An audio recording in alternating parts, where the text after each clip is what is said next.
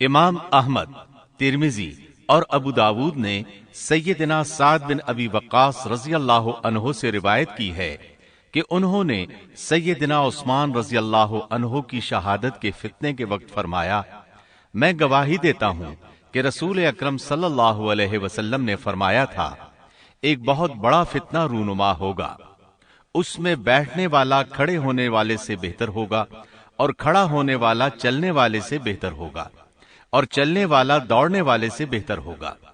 کسی نے کہا، اگر کوئی میرے گھر میں داخل ہو کر میری طرف ہاتھ بڑھائے تاکہ وہ مجھے قتل کر دے تو آپ صلی اللہ علیہ وسلم نے فرمایا، تو آدم علیہ السلام کے بیٹے کی طرح قتل ہو جا، یعنی اس فتنے میں قتل ہو جانا، حابیل کی سنت پر عمل کرتے ہوئے خود ہاتھ نہ اٹھانا، قاتل کہلانے کی بجائے مقتول ہونے کو پسند کرنا۔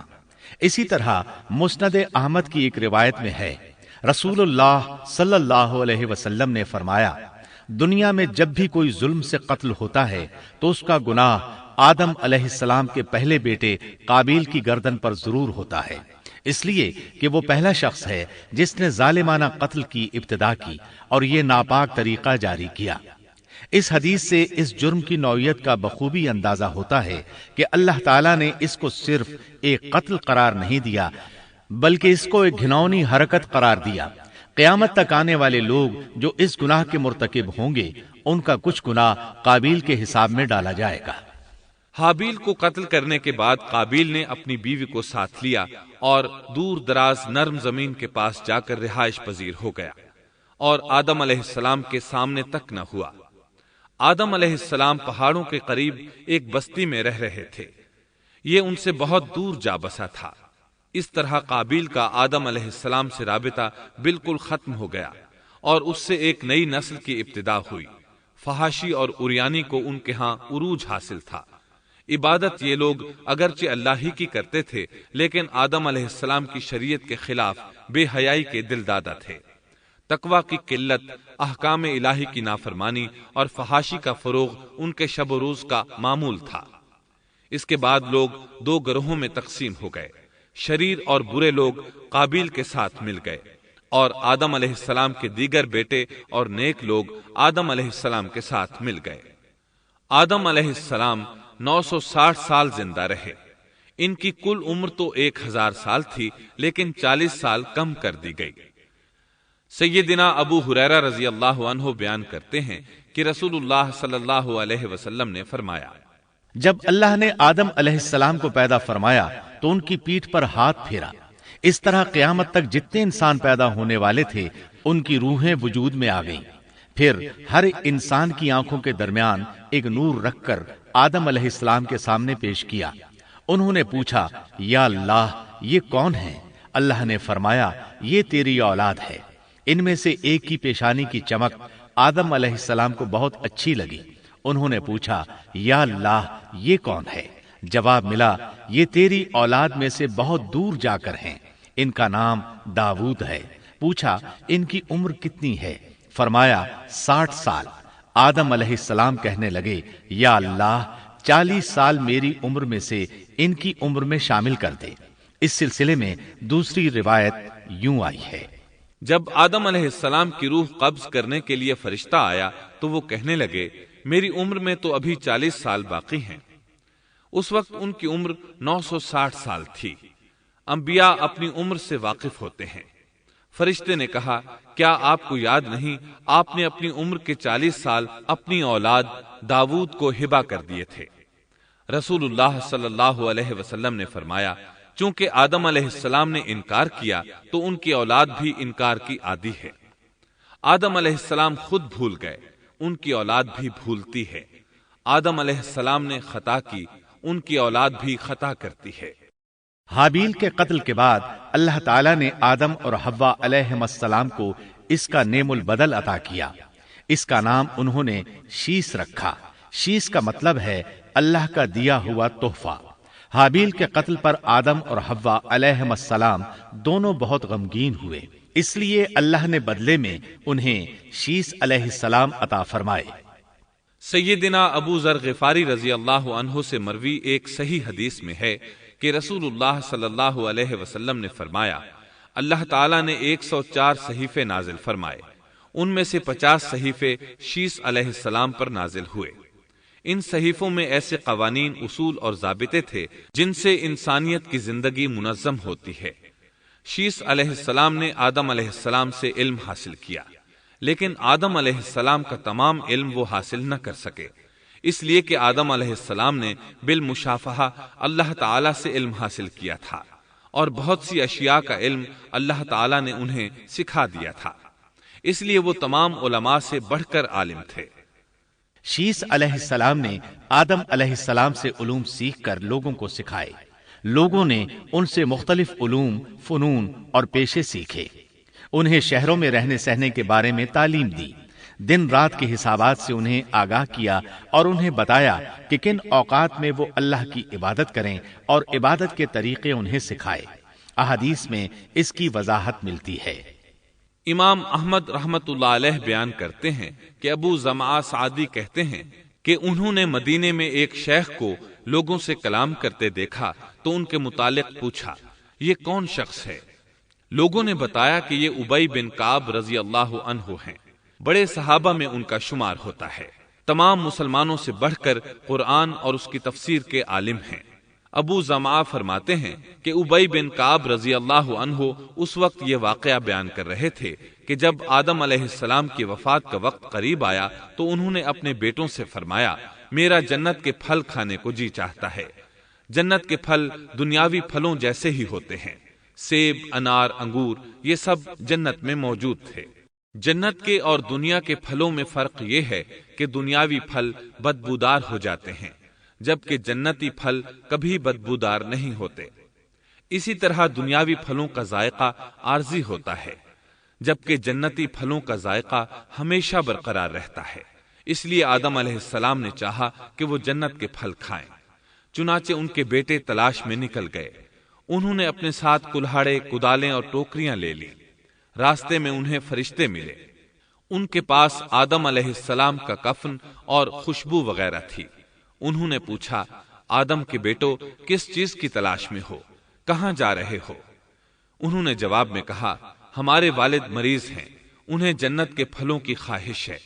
فرشتے ان کے سامنے انسانی شکل میں آئے تھے، ان کی بات سن کر بولے، واپس جاؤ، تمہارے والد فوت ہونے کے قریب ہیں۔ اب ان میں اتنی طاقت نہیں رہی کہ پھل کھا سکیں۔ جب فرشتے آدم علیہ السلام کی روح قبض کرنے کے لیے آئے تو حوا علیہ السلام نے انہیں پہچان لیا۔ وہ بلند آواز سے آدم علیہ السلام کو پکارنے لگی، ان کے ساتھ چمٹ گئیں۔ آدم علیہ السلام بولے، مجھ سے الگ ہو جاؤ، پہلے بھی مجھے تمہاری وجہ سے مصیبت پہنچی تھی، میرے اور میرے رب کے فرشتوں کے درمیان سے ہٹ جاؤ۔ پھر فرشتوں نے آدم علیہ السلام کی روح قبض کی، انہیں غسل دیا، کفن پہنایا، خوشبو لگائی، آپ کی قبر کھودی، پھر انہوں نے آدم علیہ السلام کی نماز جنازہ ادا کی۔ اس کے بعد انہیں قبر میں اتارا، پھر اوپر مٹی ڈال دی اور بولے، آدم کے بیٹو، تمہارے لیے یہی طریقہ ہے۔ اس وقت تک لوگ کفن دفن کے احکامات سے واقف نہیں تھے، انہیں علم نہ تھا کہ قابیل نے اپنے بھائی کو کیسے دفن کیا تھا، اس لیے فرشتوں کو بھیجا گیا تاکہ تدفین کا طریقہ بتا دیں۔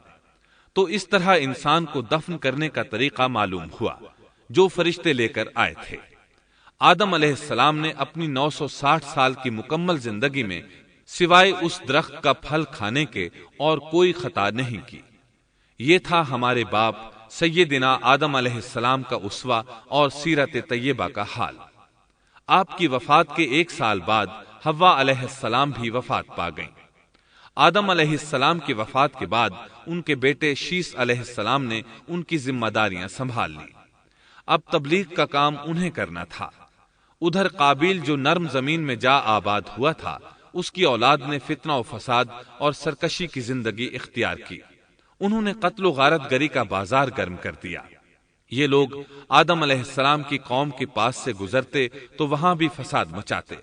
ابن عباس رضی اللہ عنہما سورۃ الاحزاب آیت 33 کی تفسیر کرتے ہوئے فرماتے ہیں، وَلَا تَبَرَّجْنَ تَبَرُّجَ الْجَاهِلِيَّةِ الْأُولَى पुराने जमाने की जाहिलियत की तरह अपने बनाव का इजहार ना किया करो। उस वक्त दो नस्लें आबाद थीं, एक पहाड़ पर और दूसरी नरम जमीन पर। पहाड़ों के मर्द खुश शक्ल थे, औरतें स्याह फाम थीं, जबकि जमीन वालों की औरतें खूबसूरत थीं और मर्दों के रंग सांवले थे। अब इब्लीस ने अपना काम शुरू किया। वो इंसानी शक्ल में नरम जमीन वालों के पास आया और एक शख्स का गुलाम बनकर रहने लगा। फिर उसने बांसुरी शक्ल की एक चीज ईजाद की और उसको बजाने लगा। लोग उस आवाज पर लट्टू हो गए, उसके गिर्द भीड़ लगाकर सुनने लगे। फिर एक दिन मेले का मुकर्रर हो गया, उसमें हजार हा मर्द और औरतें जमा होने लगे। इत्तेफाक से वहां एक दिन एक पहाड़ी आदमी भी आ गया। उसने मैदानी औरतों के हुस्न जमाल को देखा। उसने अपने कबीले वालों से उनके हुस्न जमाल का जिक्र किया। अब वहां के लोग कसरत से मैदानी इलाके में आने लगे। इस तरह आहिस्ता आहिस्ता मर्दों और औरतों में इख्तिलात बढ़ा। बदकारी और जिनाकारी आम हुई, जबकि ये सब काम शीस अलैहिस्सलाम की शरीयत में हराम थे। ये सब बयान करने के बाद इब्ने अब्बास रजी अल्लाह अन्हुमा कहते हैं, अल्लाह ताला के कौल ولا تبرجن تبرج الجاهلية الأولى की यही तफसीर है और कदीम जाहिलियत से यही मुराद है, क्योंकि उन लोगों ने जमीन में एक अजीम फसाद और इंतशार बर्पा कर रखा था। शीस अलैहिस्सलाम अपनी कौम के लोगों को समझाते रहे कि वो इन शरीर और फसादी लोगों के साथ मेल जोल न रखें, लेकिन शैतान मुसलसल उन्हें वरगलाता रहा, यहां तक कि शीस अलैहिस्सलाम के साथ बहुत थोड़े लोग रह गए और काबिल की कौम में बहुत इजाफा हो गया। लोग यूं ही जिंदगी बसर करते रहे, यहां तक कि अल्लाह ताला ने उनमें इदरीस अलैहिस्सलाम को मबूस फरमाया। चुनाचे अब हम आपको इदरीस अलैहिस्सलाम के बारे में बताते हैं। एक हदीस में है कि आदम और शीस अलैहिस्सलाम के बाद इदरीस अलैहिस्सलाम पहले नबी हैं। एक दूसरी हदीस में है कि इदरीस अलैहिस्सलाम पहले नबी हैं जिन्होंने कलम के जरिए लिखा और लोगों को किताबत सिखाई। हाफिज इब्ने कसीर ने उनका हुलिया कुछ यूं बयान किया है, पूरा कदो कामत, खूबसूरत, खूब रू, घनी दाढ़ी, उम्दा औसाफ के मालिक, चौड़े कंधे, मजबूत हड्डियां, दुबले पतले, सुरमगी चमकदार आंखें, गुफ्तगू बावकार, खामोशी पसंद, संजीदा और मतीन, चलते हुए नजर नीची, इंतहाई फिक्र खौज के आदी, गुस्से के वक्त सख्त गजबनाक, बातें करने में शहादत की उंगली से बार बार इशारा करने के आदी। इदरीस अलैहिस्सलाम शीस अलैहिस्सलाम की शरीयत पर अमल पैरा रहे। चूंकि इदरीस अलैहिस्सलाम रसूल भी थे, इसलिए अल्लाह की तरफ से मुस्तकिल उन पर शरीयत नाजिल हुई, जिसकी तशरीह व तफसीर करके लोगों को अहकाम इलाही से आगाह फरमाते। इदरीस अलैहिस्सलाम ने जब देखा कि मुफसिदीन ईमान वालों पर जुल्म व ज्यादती कर रहे हैं, उनका फसाद बढ़ता जा रहा है और समझाने के बावजूद ये लोग बाज नहीं आ रहे, तो उन्होंने अपने पैरोकारों को जिहाद का हुक्म दिया। इदरीस अलैहिस्सलाम पहले शख्स हैं जिन्होंने अल्लाह के रास्ते में जिहाद किया, गनीमतें हासिल की और दुश्मनों को कैदी बनाया, लेकिन गनीमतें और कैदी उनके लिए हलाल नहीं थे। रसूलुल्लाह सल्लल्लाहु अलैहि वसल्लम पहले रसूल हैं जिनके लिए गनीमतें हलाल की गईं, लेकिन ये बात यकीनी है कि जिहाद सबसे पहले इदरीस अलैहिस्सलाम ने किया।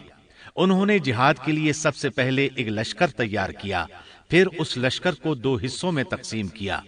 एक हिस्सा प्यादों पर मुश्तमिल था, दूसरा सवारों पर।